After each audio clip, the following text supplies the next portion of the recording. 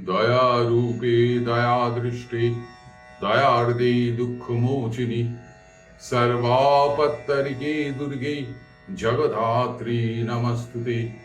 প্রতি বৎসর দেবী দুর্গা পূজিত হন শরৎকালে, বসন্তকালে ও কার্তিক মাসের শুক্লা নবমী তিথিতে জগধাত্রী রূপে। অন্যদিকে রজগুণময়ী দুর্গা, তমগুণময়ী কালীর পর আবির্ভাব সত্যগুণময়ী জগধাত্রীর। দেবীর মহাবীর্য শুধুমাত্র অসুর নিধনেই সীমাবদ্ধ নয়, বরং এই শক্তি জগৎ ধারণ ও পোষণ করে। দেবী মহাহস্তিরূপী করিন্দাসুরকে বধ করেছিলেন। করি অর্থাৎ হস্তি।